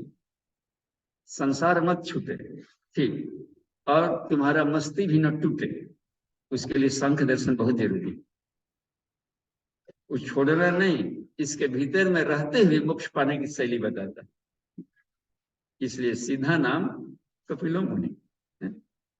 कर्मयोग तो करेंगे ही करेंगे, तो कहा कि यद्वा तदुक्षति पुरुषार्थ, बस इसमें संलिप्तता अनासक्ति पर मत रहने दो, फिर तो तैरो इसको, खूब मजा है, मोक्ष है। तो इससे मोक्ष पाई जा सकती, संसाधन है। और जो मोक्ष का सुख ले रहा है वह ईश्वर है। इस बात को सिर्फ कह दिया, एक ही लाइन कहकर समाप्त कर दिया, 2-3 लाइन से अधिक नहीं बोला है सूत्र में। इधर ही सिखाने में बहुत माथा पची गई, इसके लिए ना कॉलेज ढेर सारे बने हैं। तो वेरिएशन, वेराइटी सभी इधर है, इसलिए वो ग्रंथ बड़ा है। और योग में था, उसमें ईश्वर प्रणधानी पर था। तो योग और सांख्य को एक दूसरे के पूरक कहेंगे। और धन्यवाद। हाँ, हैंडल्स को खोलिए, किनका है? जी जी। हेलो बाबूजी, प्रणाम। बाबूजी कहते हैं जब शरीर छोड़ता है तो केवल आत्मा शरीर से निकल के जाती है, शरीर तो यहीं रहता है, लेकिन वो अगले जरने के लिए हाँ चित्त वृत्ति लेकर के क्यों जाता है? मतलब कहते हैं ना कि जिस भाव से आत्मा हाँ शरीर छोड़ा वो भाव आगे भी जाता है, तो शरीर तो यहीं रह जाता है, लेकिन उसकी चित्त वृत्ति आत्मा के साथ कैसे जुड़ जाती है? हाँ, एक प्रकाश के घेरे के रूप में दीदी बनती है, इसको बोलते हैं प्राण। अगले तो निकला, आत्मा तो निकली, लेकिन आत्मा के साथ में एक आभा मंडल जाती है, प्रकाश का घेरा, समझ रहे? औरा, उस औरा में सारे जीवन भर की क्रियाकलाप की आदतें टेप करके सेव करके और पोटली बांध करके ले जाता है कि जहां भी जो शरीर मिलेगा इस ज्ञान को उसमें डाल के करें। और इसलिए लेकर के जाता है क्योंकि कामनाएं शांत नहीं हुई, कुछ कामना लेकर के शरीर छोड़ा है कि ये कर लेंगे वो कर लेंगे, ये बाकी रह गया, तो पूरा करने के लिए गाड़ी चाहिए ना यहाँ से वहां जाने के लिए, वो गाड़ी है आभा मंडल प्रकाश। और ज्ञान ट्रेवलर चेक है, तो ज्ञान उसके साथ उसी प्रकाश में घुल जाता है। सारी कर्मेंद्रियां, सारी ज्ञानेन्द्रियां, सारे तत्व अपने तन्मात्रा के रूप में घुल जाएंगे, यानी गुण के रूप में घुल जाएंगे इसमें। क्लियर? जी थैंक यू बाबूजी, प्रणाम। जी प्रणाम। हाँ, बाबूजी प्रणाम। हाँ जी प्रणाम चौहान साहब को। चलिए कहा जाए। बाबूजी आज के क्रम में जो स्वाध्याय क्रम में एक चीज आई थी कि वासना शांति के बिना तत्व शुद्धि की प्राप्ति नहीं हो सकती, और वहीं आगे बताती हैं दीदी कि जो है तत्व शुद्धि के बिना वासना समाप्त नहीं हो सकती। तो विरोधाभास किस तरीके का, किस तरह बताइएगा बाबू। इसको विरोधाभास नहीं कहेंगे, इंटर रिलेटेड है। जी। इंटर रिलेटेड यानी कि जो भीतर से गेस्ट आने वाले हैं आपके फ्लाइट में, तो ड्राइंग हॉल में बैठने वाले हैं, और ड्राइंग हॉल में पहले से कोई चादर उठा करके सोया हुआ है, चाहे टेंट वाला हो या घर में पेंटिंग पुचारा करने वाला, वो सो गया। जब तक से वहां से खदेड़ वासना मन वहां पर कौन रुका हुआ है, ठहरा हुआ है, तो उसको जब तक से न हटाएंगे तो आने वाले गेस्ट को कहाँ बैठाएंगे ईश्वर? वहां पर तो कोई और खेती बाड़ी कर रहा है भीतर में बैठ करके अपना बोरिया बस्ता बिछाए हुए, तो उसी को चाहे जैसे भागे लिए लुकाठी हाथ, जो घर फूके आकर है कि यहाँ वासना को घर कहा है कबीरदास। जो घर में जाकर के अंतःकरण में जो विषय वासना उसके प्रति लगाव, आसक्ति, चिपकाव है, तो वो दिख नहीं रहा है, लेकिन भीतर ही सूक्ष्म शरीर से सब अपना नक्शा बनाकर कुछ कुछ खेल रहे हैं। उसको क्लीन करेंगे तो उसी कहता है कि निर्मल मन, यानी वहां पर बुहार उहार करके ठीक कर दो। तुमने आंगन नहीं बुहारा, इसी गाना को उस रूप में कहा है। तो वहां पर कैसे आएंगे भगवान? तो यहाँ पर जो गेस्ट आया, जो आया है अच्छी प्रवृत्तियां, तो उसी को वासना शब्द, वासना माने सेक्स नहीं, सेक्स भी एक रह जाता है, मतलब कि जननेंद्रियों के प्रति आसक्ति, तो उसी में केवल नहीं कहा गया है।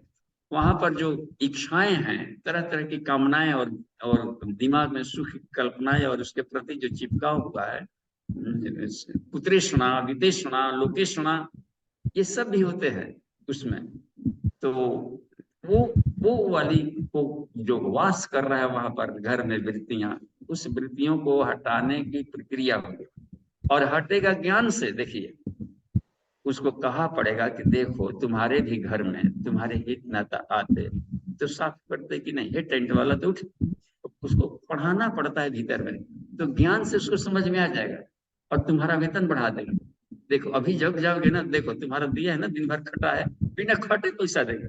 अब देखिए वहां पर तरह तरह का उसको समझाने की प्रक्रिया चल रही, ऐसा कर रहे, यानी जो विषय मन से चिपका है नहीं भाग रहा है, तो तन्मात्रा साधना के द्वारा प्रवृत्ति से निवृत्ति की ओर थोड़ा सा खिला देना, थोड़ा खा लेना, थोड़ा चटना, ऐसे करते करते उससे पिंड छुड़ाई जाती है। क्लियर बात है समझ में?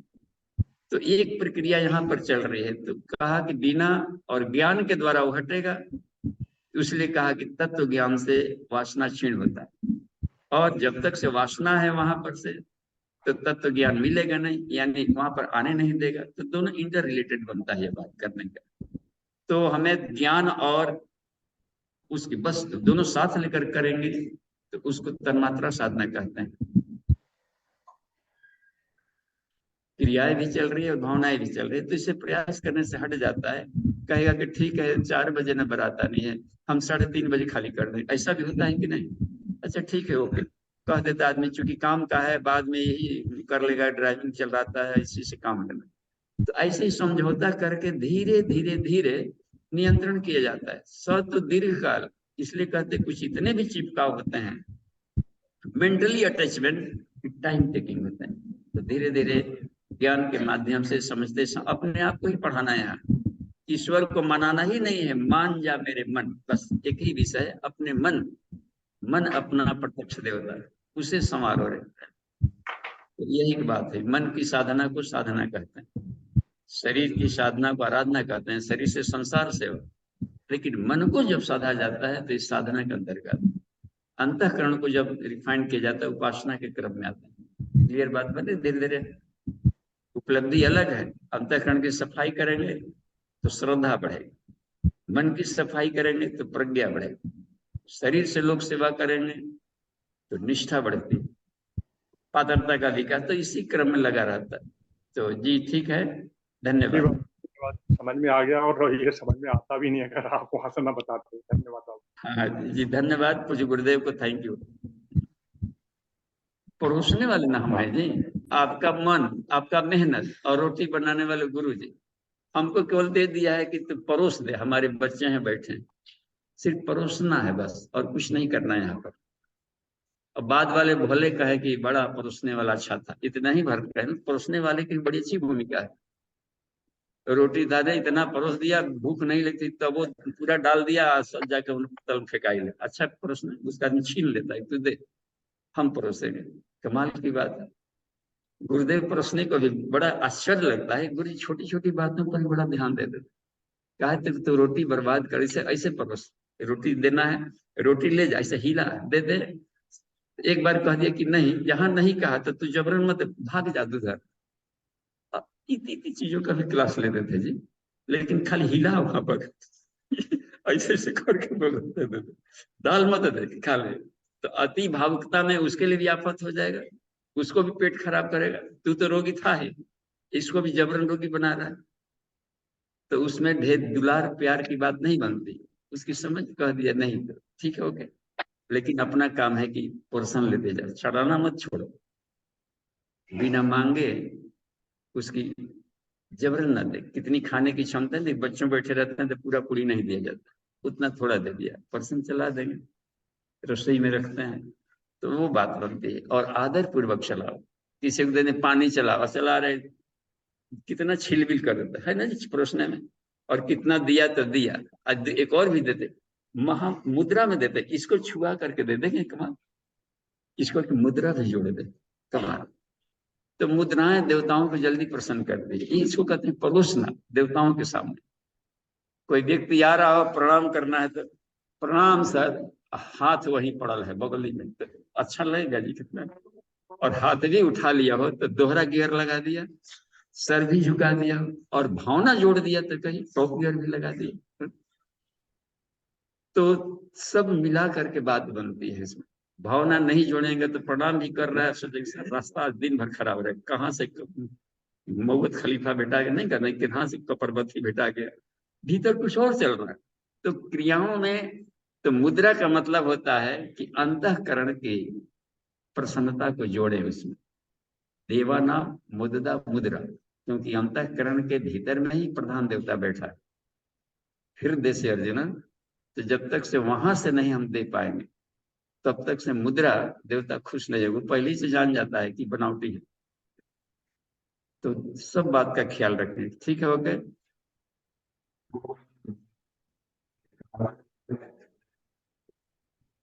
जी जी मिश्रा जी प्रणाम।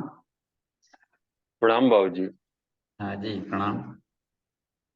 बाबूजी एक प्रसंग आया है स्वाध्याय के क्रम में बाबूजी कि टाइम कुछ नहीं है, घटनाओं का तारतम्य है बाबूजी, और भूत भविष्य और वर्तमान एक बिंदु पे जाके सब मिल जाते हैं। तो बाबूजी ये समझ में नहीं आया, इसको थोड़ा सा स्पष्ट कर दें।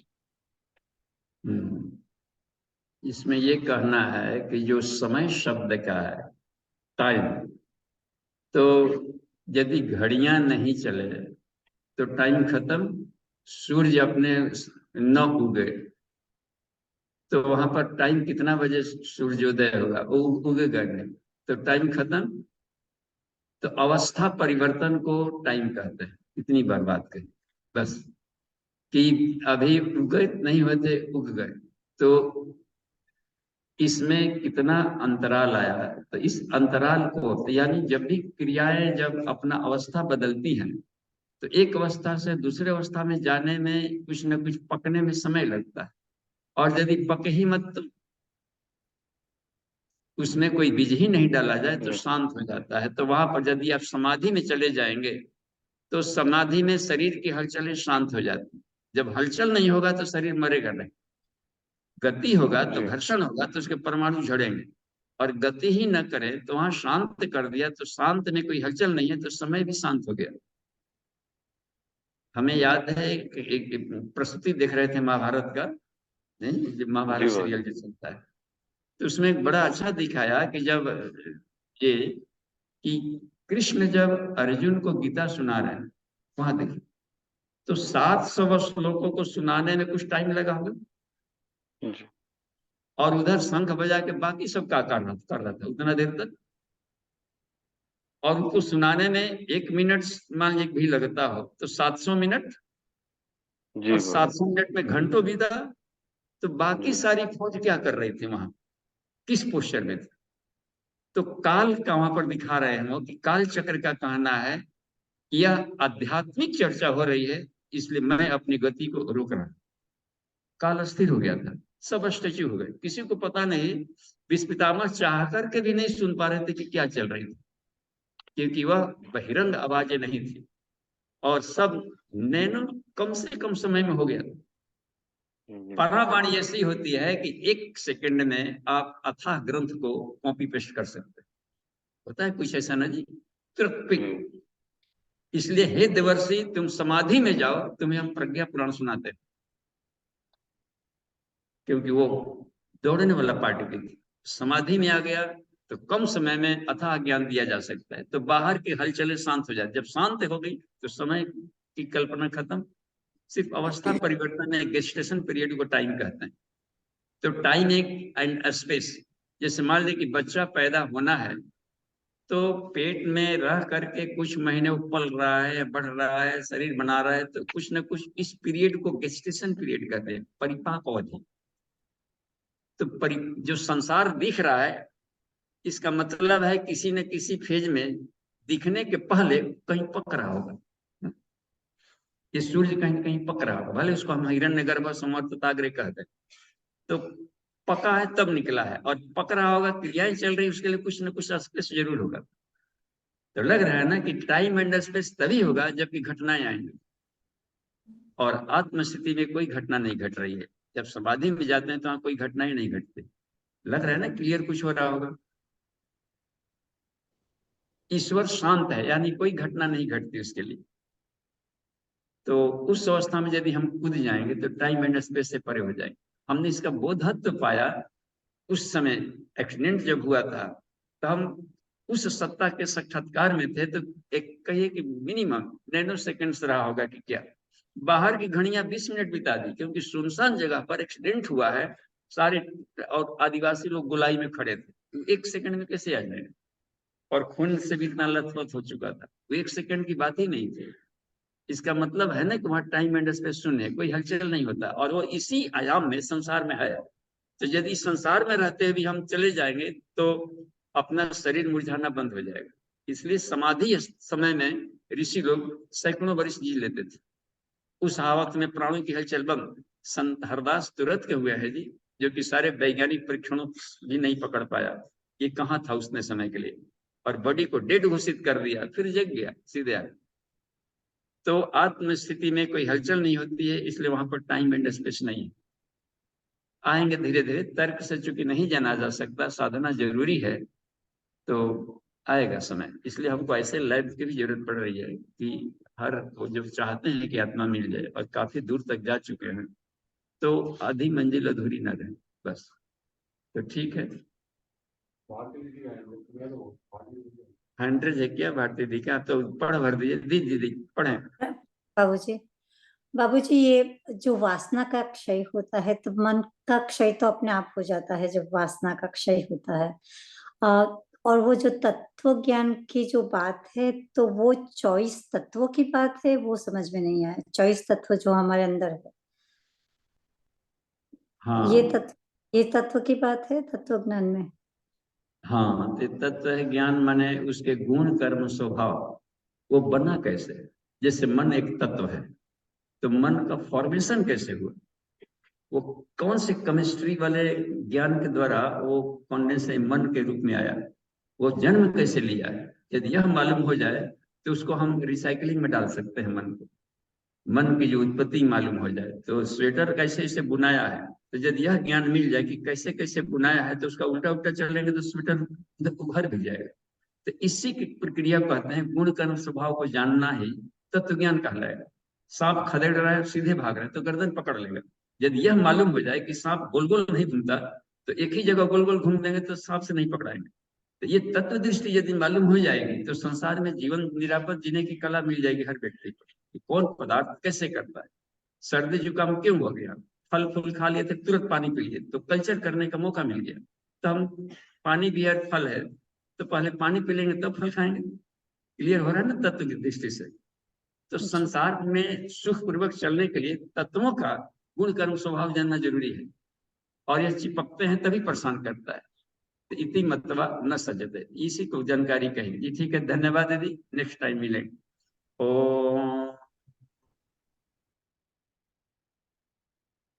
शांति शांति शांति, समाप्ति। प्रणाम।